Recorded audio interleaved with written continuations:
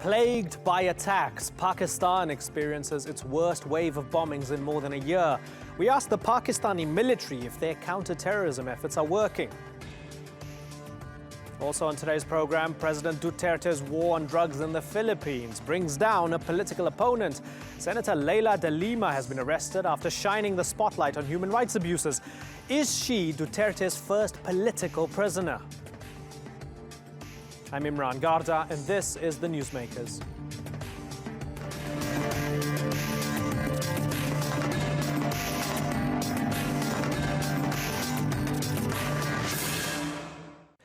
Pakistan has been devastated by a series of attacks in just the past few weeks. A bombing at a Sufi shrine earlier this month was the worst in years, causing shock across the country. In response, the military launched a nationwide crackdown and a renewed offensive against militants.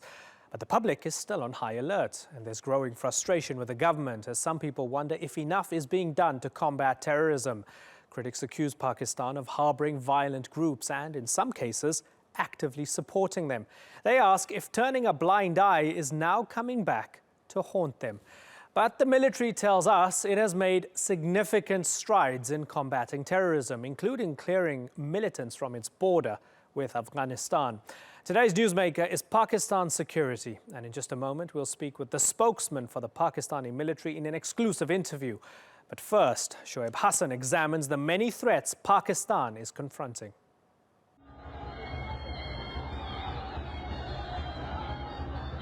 A crowd of devotees paying their respects at a revered shrine, moments before a suicide bomber blows himself up. Many Pakistanis had hoped these were scenes of the past. What I saw here was like a doomsday. The courtyard within the boundary of the shrine was filled with thousands of people who were crying and wailing. No one was there to pick up anyone. But it's just the latest in a string of attacks that have left more than 100 people dead in 10 days, after nearly a year and a half of relative calm. Many say that decrease in attacks was the result of an army-led operation launched against militant groups in 2014. It initially led to backlash from the Pakistani Taliban, who then orchestrated a series of attacks on security officials and civilians across the country. But that came to an end following national outrage over an attack on a school that killed 150 children, leading military chief General Raheel Sharif to intensify efforts against militants. He retired in November. Analysts say the militants could now be testing grounds to see if the new army chief will be as committed.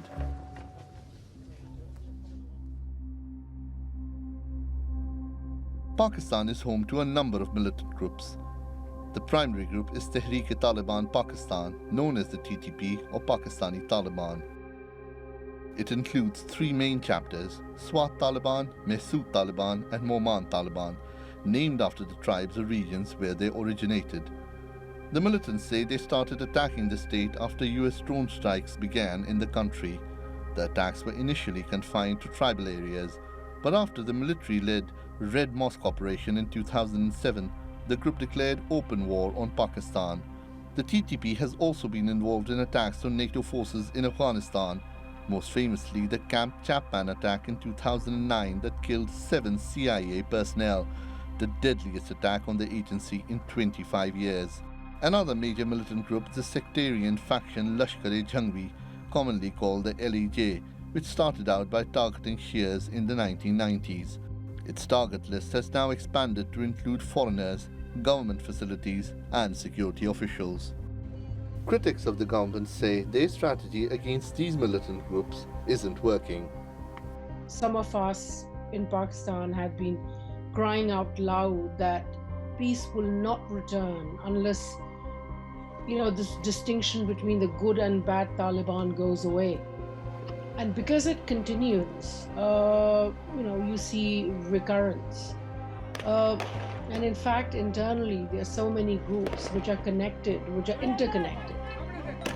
So you can't stop, and there is so much of radicalism, which is the base, which is the underlying reason for violence to recur. The government says the attacks are meant to hurt the nation economically especially an upcoming multi-billion-dollar infrastructure project financed by China. But critics say that these economic gains have done little to help ordinary people, like those at the shrine, who continue to pay the heaviest price. Shoaib Hassan, the Newsmakers. Well, joining me now from the northern Pakistani city of Rawalpindi is Major General Asif Ghafoor. He's the Director General of the Media Wing of the Pakistan Armed Forces. Thank you very much for joining us. Sir, there's been a spate of attacks, suicide bombings and so on. Charsadda, Sehwan, Mohmand, Lahore. It's been a terrible time for the Pakistani people. People are being attacked even in mosques. Tell me why this operation, Rad-ul-Fasad, as you call it, will be the one to stop the scourge of terrorism. Why this operation right now? Thank you very much, Imran. Before I answer your question, I would like to give you a context to this operation. Immediately after 9/11, the new war started, in which Pakistan also joined to support that international coalition force inside Afghanistan. If I recollect, at that time, Pakistan had only about 34,000 of troops along Pak-Afghan border, which is over 2,600 kilometers. And those 34,000 troops were also essentially the civil armed forces placed there for anti-smuggling. Now, over the last 15 years, Pakistan undertook a military campaign on our side of the border, in which major operations were undertaken. Starting 2007-8, that military campaign, till 2014, we cleared most of the areas, less North Waziristan, which was part of the campaign at the end. And recently we completed Operation Zarb-e-Azab, and we are very confident that we have cleared all terrorist sanctuaries on our side of the border. As I speak, we have near 200,000 troops still present in Fatah KP and along Pak-Afghan border. When you see on other side of the border, that is Afghanistan, at peak time there were 137 troops of the ISAF, and now they are left with only resolute support mission of about 8,500 troops. There is a capability and capacity of the Afghan National Security Forces.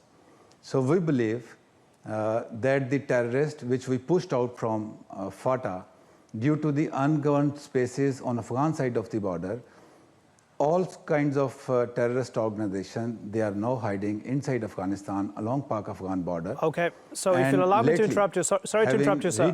If you'll allow me, sure. So you're saying ungoverned territory, you're blaming, and I don't want to put words in your mouth, but you're insinuating that the Afghans are not doing enough to ensure that Pakistan doesn't bear the brunt of terrorism.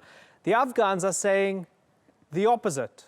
If you heard what Sadiq Siddiqui said, a senior Afghan Interior Ministry official, he said that the terror attack last month, which killed 5 Emirati diplomats in Kandahar, was planned in Pakistan. He said it was planned in Chaman Quetta at Maulawi Ahmed Madrasa. So the Afghans are saying, okay, fine, you're tough on Pakistani Taliban, but you're turning a blind eye to Afghan Taliban on your soil, and you're saying that the Afghans are not doing enough. Can you understand from the outside, it seems as if none of you wants to take responsibility for the problem of terrorism? Yes, Imran, let me complete. This blame game can go on, we can talk on this also. But what I was saying that Pakistan over the last decade or so has cleared all areas on Pakistan side of the border. If you have heard the Afghan ambassador yesterday in one of the TV channels, he confessed that there are ungoverned spaces on Afghan side of the border. We don't say that Afghans do not want to do it, but then there is a question of their capability and capacity also. Their forces are not present on Afghan side of the border. Now, if you talk about the terrorist attacks which happened in Pakistan lately, last week, the responsibility of those attacks have been claimed by the terrorist organization, groups and leadership which is inside Afghanistan. So there is a requirement that the border areas of Afghanistan are also cleared the way Pakistan has cleared the areas on our side of the border. So if you've cleared all the areas on your side of the border, why the need for a massive operation in Punjab? Why the massive operation in Punjab if it's cleared? Okay, let me tell you that. Pakistan Army undertook a military campaign which was planned to clear the areas physically.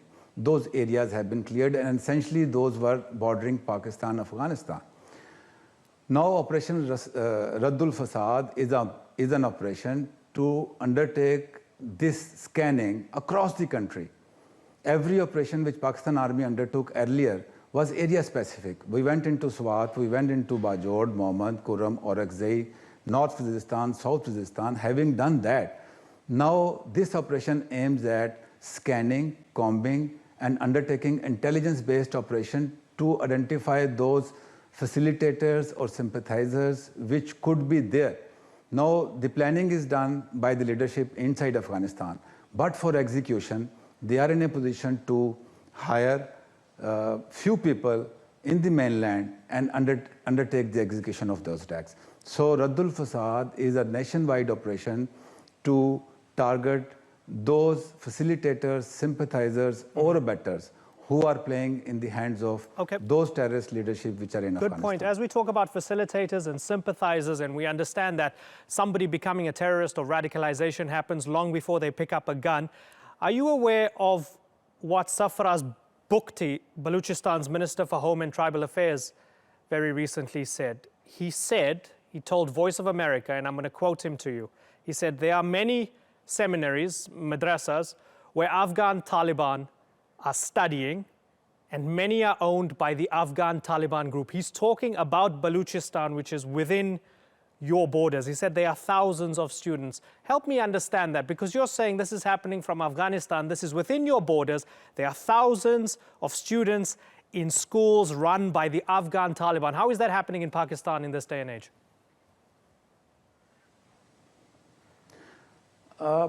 You cannot take the things out of context. Yes, there are madaris in Pakistan, and as part of Operation Raddul Fasad, we are scanning those madaris. Not all madaris are harboring terrorists or preparing terrorists.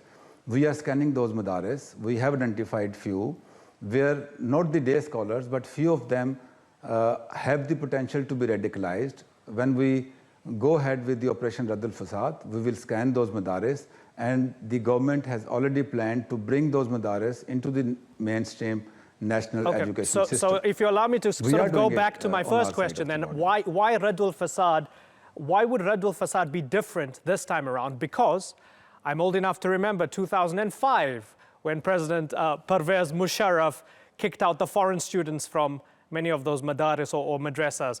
2007, when many of them were shut down. 2008, when they were shut down. So this is a decade on, and you're saying Raddul Fasad is going to go through these schools to find out, to root out the bad apples.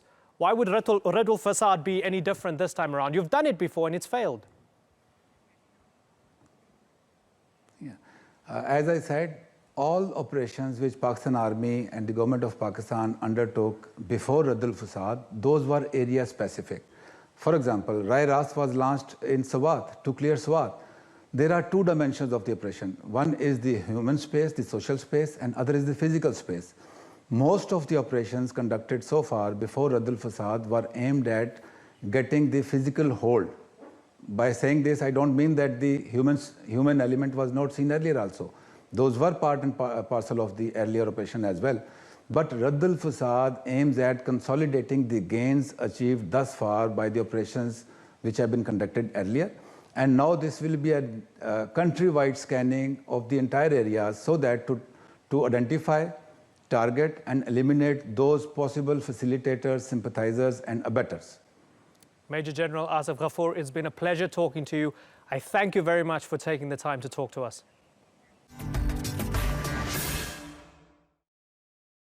It's a zero-tolerance campaign that's killed thousands of people. And now the war on drugs in the Philippines may have claimed the political life of a senator. Leila de Lima is President Rodrigo Duterte's fiercest critic, and she's just spent the weekend in police detention on narcotics charges. To her supporters, the arrest is political harassment. But the government says it shows that even people in power will be held to account in Duterte's uncompromising drug war. Natalie Pohernan has more.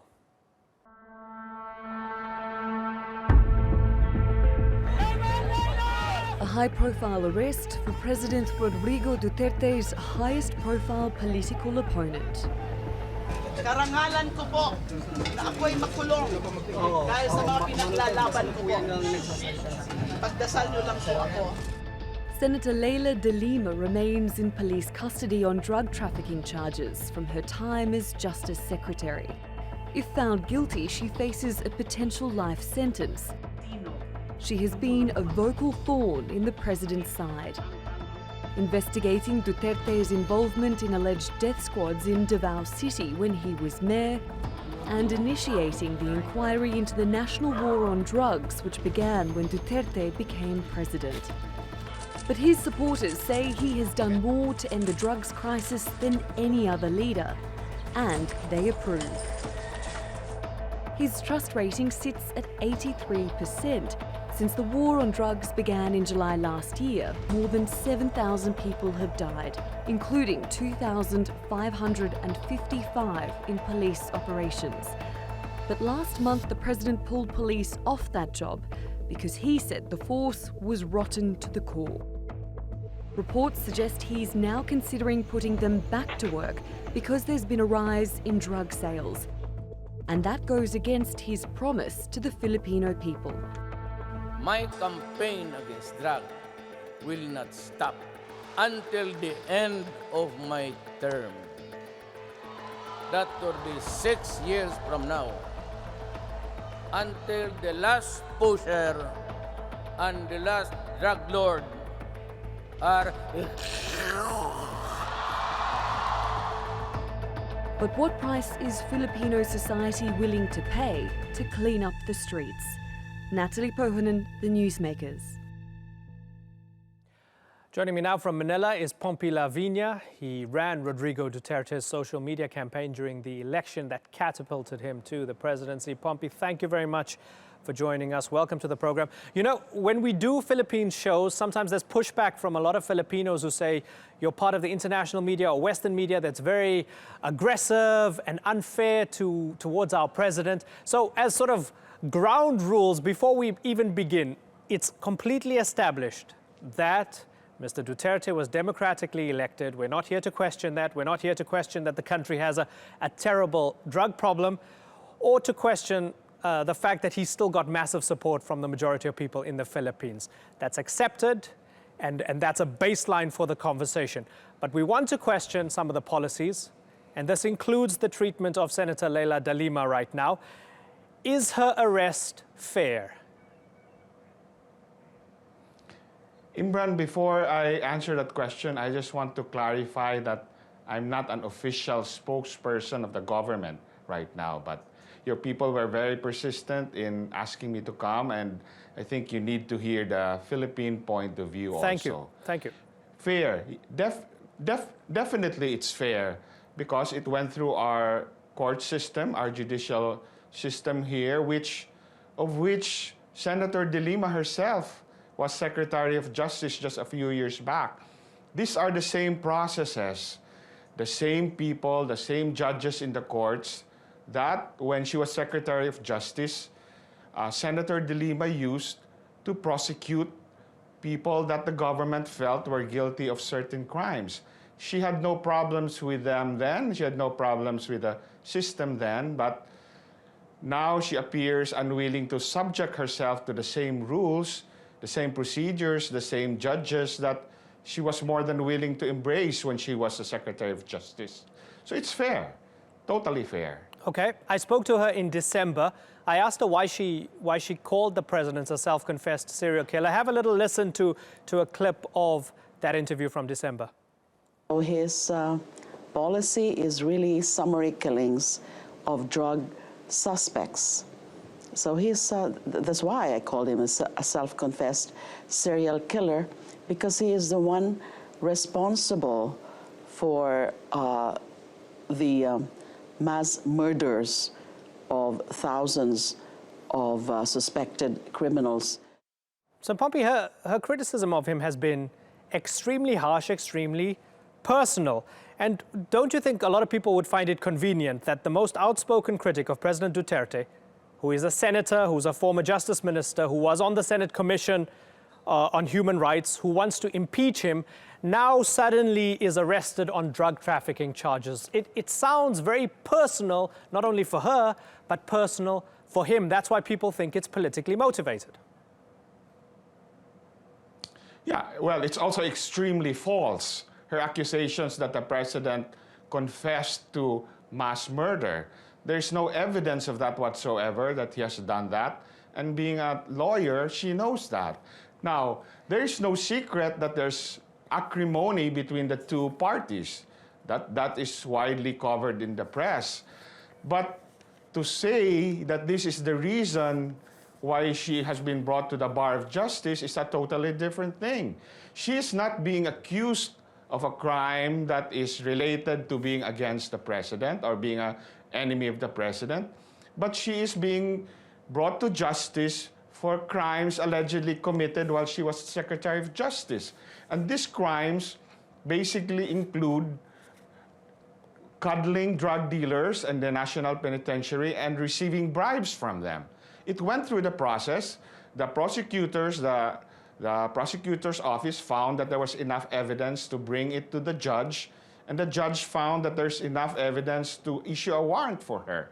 None of the accusations against her is about politics. So I don't know, I mean, if we exempt everybody who's a political enemy of anybody in power, then would that free these people then to commit any crime? Because if you bring them to justice, then they would say that this was politically motivated. She did the same thing when she was Secretary of Justice. Okay.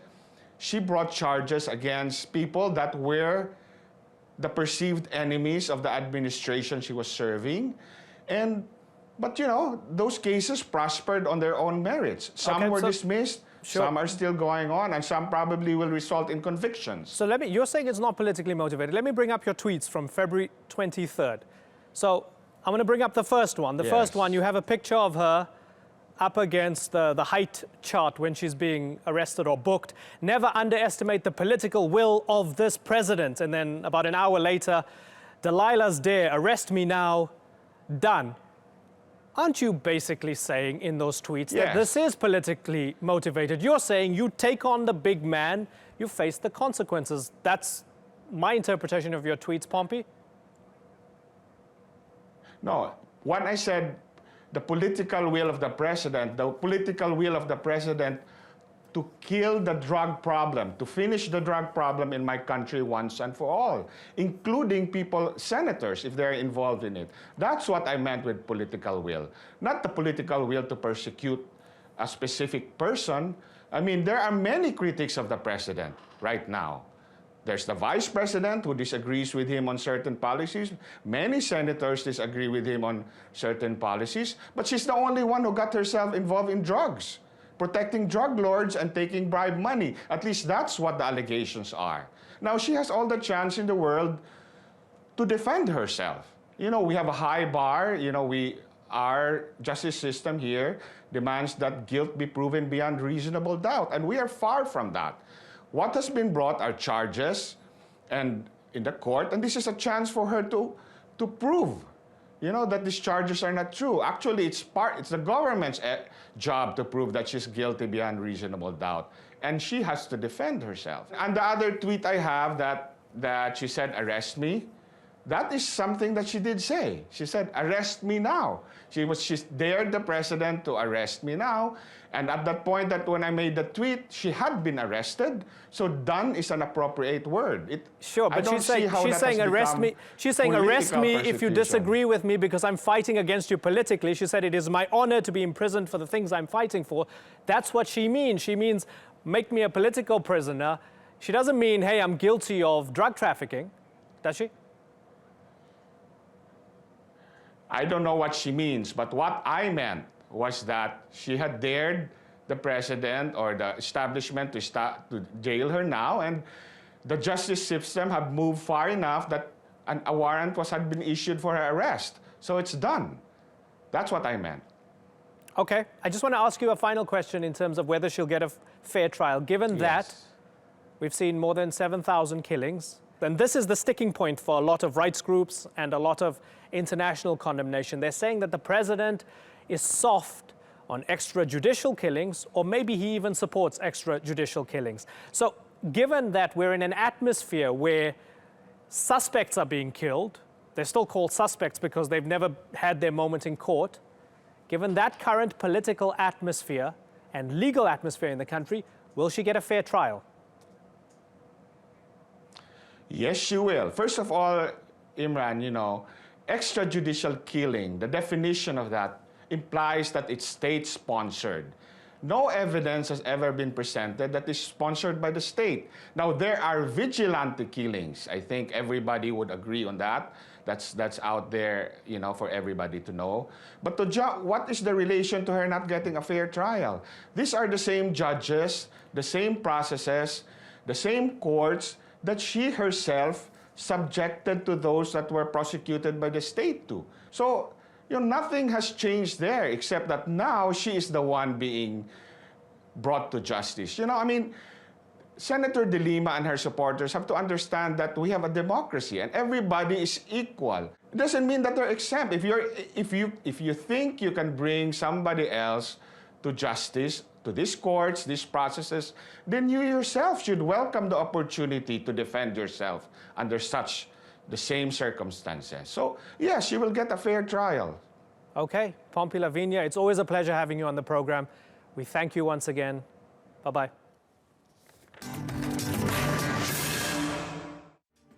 That's all for this edition of the Newsmakers with me, Imran Garda. Thank you for watching. Bye-bye.